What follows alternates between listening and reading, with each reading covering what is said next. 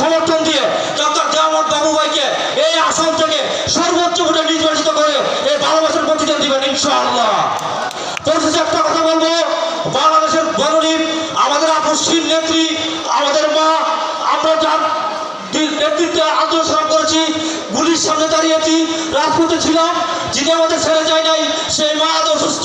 সেই মানুষ মার জন্য যদি আপনারা সবাই নামাজে বসে দোয়া করেন, 70 কোটি মানুষ যদি হাত তুলে আল্লাহর কাছে দোয়া করেন, আমাদের বিশ্বাস আল্লাহ পাক আমাদের মাকে ফেরত দেবেন ইনশাআল্লাহ।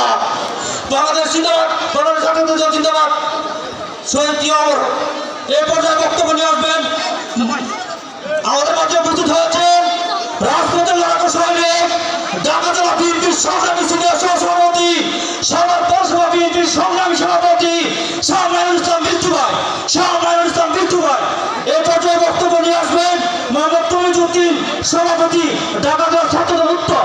মোহাম্মদ তমিজউদ্দিন, ঢাকা জেলা ছাত্রদল উত্তর।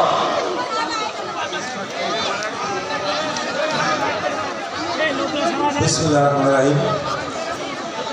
ধামসোনা ইউনিয়ন 6 নং ওয়ার্ড কর্তৃক আয়োজিত 3 বারের সাবেক সফল প্রধানমন্ত্রী, আপসহীন দেশনেত্রী, বিএনপি চেয়ারপারসন দেশনেত্রী বেগম খালেদা জিয়ার সুস্থতা কামনায় দোয়া ও মিলাদ মাহফিলে উপস্থিত আছেন ধামসোনা ইউনিয়নের কৃতি সন্তান, ধামসোনা ইউনিয়নের সাবেক চেয়ারম্যান, আশুলিয়া থানা বিএনপির বিপ্লবী সাধারণ সম্পাদক জনাব আলহাজ আব্দুল গফুর মিয়া ভাই।